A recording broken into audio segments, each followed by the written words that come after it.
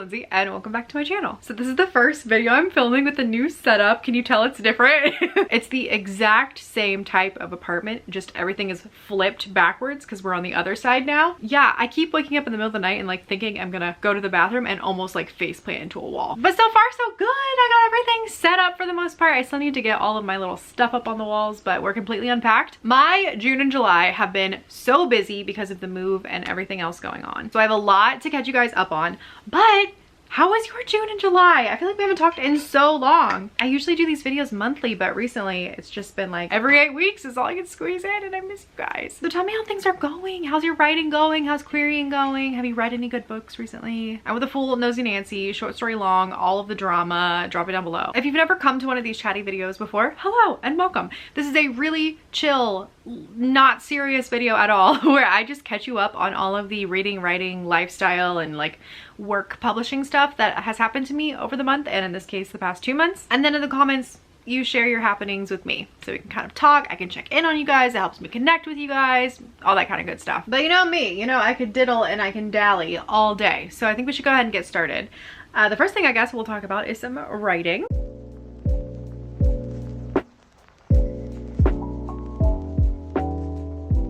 Kind of writing related, but I want to show you the new organization. Like, look at how cute my new Glass Witch and the Odds shrine is. I love this so much. And look at this. A paid actress. I had so many author copies that were just sitting in boxes and I never did anything with them, and I just decided that I wanted to have like a little shrine. I see all these authors having their own little shelf with all their books and I wanted that. So gosh darn it, I made it happen in the new place. But as for writing and actually working on projects, I worked on 2 projects in the past 2 months. The first one being Bitter Bones, which you guys know about. I finally got to announce that I sold it. Woo-hoo! And so much happened in June and July with Bitter Bones. I got to finally sign my contract after 8.5 months. And not only that, I got to announce to all you lovely people that it's coming in 2025, baby. I finished my second draft, which is probably what most people consider a first draft. But my drafts are very sparse and very messy at first. I finished that and I'm very happy with that. It's a little chunky. I ended the second draft at like 71,000 something words, and that's too big. Even for an upper middle grade, which is what it is. It's like towing the line between middle grade and YA. I still think 71,000's bit too big, a bit too big. But that's why we have draft 3, which is what I am in right now. And at the end of July, I got all the way through the second act of draft 3, and that is the one where I work on the prose, I finesse the voice, and I kind of like worked on doing all these things while tightening what I had down. But anyway, it's not a line edit, so maybe I could cut more later, but so far I've cut 3,000 words, which I'm really proud of. My deadline for turning this draft into my editor is September 1st, so I have the rest of this month to finish up this third act and maybe go through it one more time, just kind of read and see what I like, see what needs to be squibbled with a little bit, because I already know there are some things I want to change, and then do them before I send it off. And the next book that I worked on is kind of a new project. I think I've hinted at it before, but never really talked about it. I don't think too much on here, so this just in.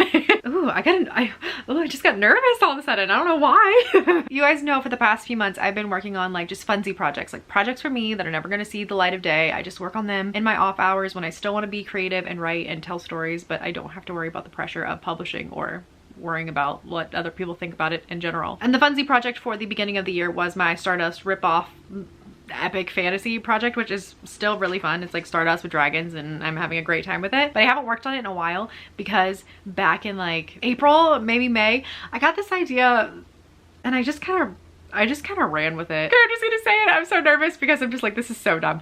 I am writing basically my D&D character, Mempy, my old grandma garden gnome. I'm writing her story. Right now it is called A Grandmother's Guide to High Stakes Adventuring. It is an adult cozy fantasy satire and it is utterly ridiculous. Like, imagine the goofiness of the odds, but I'm gonna try to write it for an adult audience but still use the whimsy of the middle grade voice. There's a reason this isn't getting published, okay? But basically it's the story of this old lady who has always wanted to go on an adventure. I mean, she's a garden gnome. Garden gnomes travel, but she never got to, gosh darn it, because she was so busy like being a mom and then a grandma and then like helping other people around the town and like doing her own thing, living her life, and all of a sudden she's like 400 years old and she hasn't gone on her adventure. So my little geriatric grandma is gonna go on an adventure, gosh darn it, and she's gonna write it all down and teach her granddaughter how how you best adventure. And she knows it all, buddy. She knows all the stories and all the tales and all of the shortcuts, and she's writing them all down in her handbook. But you know, it's not gonna go exactly to the stereotypical plan. And I think that's what I'm playing with here, is that I want to take the tropes of cozy fantasy and just like epic D&D-esque fantasy in general and just like flip them on their head and kind of make fun of them in like a loving way. And I think that's what I'm gonna do here. It's got all my favorite things. It's got old people, main characters, prophecy, 100%. It's got the chosen one trope. Mimpy is the chosen one. She's an old lady and she's the chosen one. I just spoiled the whole book for you. Oops. But like,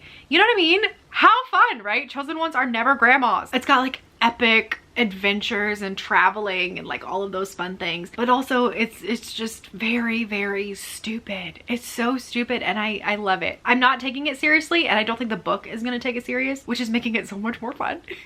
And this is exactly how I felt when I was coming up with the odds. Like, I just cut loose with the odds. And so it's so fun to do this with like an adult book that has a bigger range. People ask me all the time if I would ever self-publish, and like, this is the type of thing that I would self-publish if I was going to in the future. But who knows? Maybe I'll give it to my agent. Oh my gosh, I like, just can imagine her now just being like, what is this? What do I do with this? So that's that. That's my new project. It is completely outlined and brainstormed. I am so proud of myself for this. I had so much fun putting in my little mystery subplots and all my little plot twists. And the entire brainstorm outline document is 16,974 words. I love her. I haven't had time to work on this story in weeks now because of the move, and I can't wait to dive right in. Like, I could literally open the document and start the first draft like right now. It's ready. It's ready to go. I don't have time.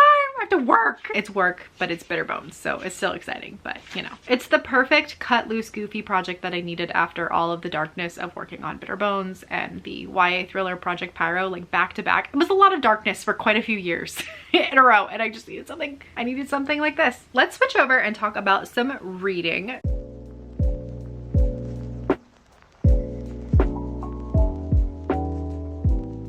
In the past 2 months, I have read 18 books, 9 in June and 9 in July. I participated in a readathon called Summerween, where you just read scary horrors and thrillers for a week, and that was really fun. I discovered some new favorites by doing that. And I want to talk about 2 of my favorite books from the past 2 months. So the first one is At Home with the Horrors. This is by Sammy Smith, and this is 14 short stories, all about horror, all that surround the home. Usually with anthologies for me, what happens, and I think that this is pretty normal for most people, but you get 1 or 2 stories that you really love and the rest of them are just like fine. Almost every single one of these was a banger. I had multiple 5 stars. Most of them were 4 stars, very few 3s. And truly, there were a couple stories in here that kind of freaked me out a little bit. I think it's very rare for a story to make me uncomfortable or like truly freak me out. So it's pretty impressive. 2 of my favorites in here were Scared Mary and Peeping Tommy. Peeping Tommy is about a kid who like finds a strange house with maybe dolls or mannequins inside. Imagine me liking that, right? And Scared Mary is about a woman whose husband has kind of become famous for taking viral YouTube videos of her, like scaring her, and like the pranks get more and more and more severe. There's also a really good mix in tone in this if you like ones that are just more straight commercial short stories, or if you like a little bit more thematic, a little bit more literary. There's a good mix in here. And my other favorite for the past 2 months is The Witching Wind by Natalie Lloyd. Can you see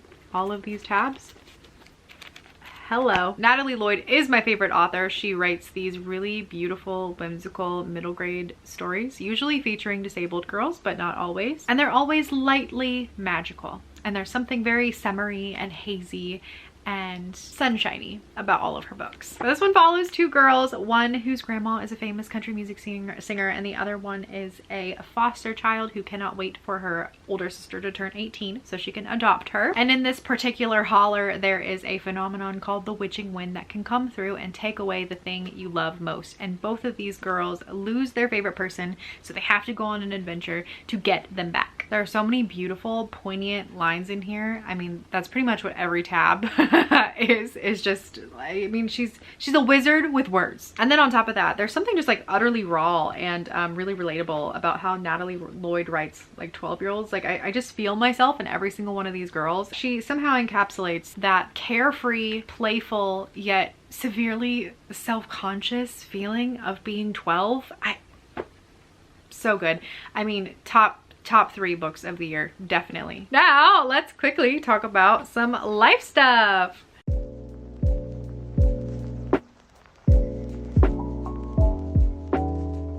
So what's been going on with me besides work and writing and reading stuff? Oh boy. Well, obviously I've been moving, so that has been a lot. We are still living in the same apartment complex. In fact, we didn't want to move at all until we were ready to buy a house, but we are not ready to buy a house. And the apartment complex is renovating, and so they were just kind of like, hey, surprise, you need to be out in 3 months because we need to redo your place, which is very annoying when you've been in the same house with the same things for like 12 years. But I mean, it's not like we had a big choice. So and they were really accommodating, really nice. Like the girls that work in the office, like they felt really bad for having to do this to us. Like it obviously wasn't their decision to do all this, so they were really helpful. They gave us like, you know, big discounts and all this stuff, and they got us another apartment. It's the exact same layout, like I said, just flipped. Everything that was on the right is on the left, and I am just so bamboozled. But everything is renovated. We have like nice hardwood floors now, and like, you know, marble-esque looking counters, and like a whole renovated kitchen. It's much nicer. I just feel like when I start vlogging again, aesthetically, the house will be so much more pleasing. This should technically be an August vlog because like it happened in August, but it kind of coincides with moving. I broke my arm. You can blame the bookshelves. I was putting the fairy lights on them, and I stepped down off the stepladder and didn't realize that there was a curtain rod on the floor behind me, and just whoop. We're good though. I just went to the doctor today. I did not have to get a cast, but I got this cool like futuristic year 3000 splint that like heats and opens by this crank. Coolest thing ever. I'm still able to type. I'm typing one-handed, which is good, but it has slowed down the moving process. Another fun life thing, I got some new glasses. What do you guys think? Ooh. Ooh, ooh. These are my one pair, and then I went kind of buck wild and I bought a funsy pair, but this is like serious Lindsay. Like, ooh, I sit at my computer and I type all day and I write bestsellers. And this is wild Lindsay, carefree Lindsay, Lindsay who wears funky glasses Lindsay. I feel like my whole personality changes when I put these on. Like, I don't know who I am. They're also bifocals. I've never had bifocals before, so like every time I go like this, it's like whoosh. Whoosh, whoosh. Somehow I completely forgot to mention the absolute star of the month, and that is Maximus, my sweet angel baby child of God, turned 11. So for his birthday, we took him out to PetSmart to get to pick out some toys. Him and his brother got some ice cream, and then Brian brought it home and made like a full-on fancy meal, like better than he cooks for me. Want to explain what it is? Maxie, what's on the menu for you today for your dinner is a pan-seared chicken, okay, with chicken gravy. You have a sweet potato and carrot puree, right, with a medley of sweet potatoes and carrots, and then you have fresh grass on top, aka kale, parsley, and celery. Bon appetit. We even made a small little bit for the cat. Tinkle baby. And then two media, I'm gonna end this video because I'm being goofy, but two media things that I want to talk about really quickly. A game I have been playing nonstop is Cult of the Lamb. It's so ridiculous and it's very me. It's like kind of creepy and spooky, but then it's, again, really ridiculous and fun and cozy at the same time. I can't explain it, but like there is something deep inside of me that loves the idea of being a cult leader, and doing it as a fuzzy, cute little lamb speaks to my soul. And then the last big media thing that was part of my life the past few months has been Hot D. I actually had to go to a viewing party. I made this really cool dragon veggie tray. I'm so proud of it. I'm so proud of it. And then Brian made this like superior egg cheese ball, but like we don't need to talk about that. I think overall I still enjoyed this season. I do agree with a lot of the online opinion that it was a bit wonky with pacing. It was very slow. There were some things that felt very repetitive. However, like I just love it. I love a story that's at its heart a family drama about women and like dragons doing war crimes. Like I'm here for it. Like people are like, I'm on team black, I'm on team gray, I'm on team dragon. I loved all the scenes of all of the like dragons getting their riders and the dragons claiming them. Listen, I love Vhagar, okay? You guys need to stop being so mean to great grandma Vhagar. She is just trying to live her life. She is an old lady who just wants to relax and sit on the beach and drink margaritas, but she's under bad management, and the management is making her fly around and do war crimes. Like, what is a girl to do? Also, the witch, I don't know her name, Alicent, Aegon. I love her. She's weird as hell. She's Scottish. She's just like there to like loom in the darkness and like say things that are unexplainable. I just love her. Her and Vhagar are like the stars of the season for me. Also this queen. Okay, so now to the fun part. Give me the tea. What's been happening with you? What was the worst book you read? How's your grandma? Does she still have that rash? I hope it gets better. Most importantly, how is your dog? Your cat's fine. You don't need to tell me about your cat. Hopefully things get settled soon and we can get back to regular programming. I miss vlogging. I want to vlog. Thank you all for watching. I appreciate you all so much. If you haven't already, you can order the Glass Witch and the Odds. I always have links below if you're looking for a nice little spooky wooky fantasy. Don't forget to like and subscribe, and I will see you in the next one. Bye.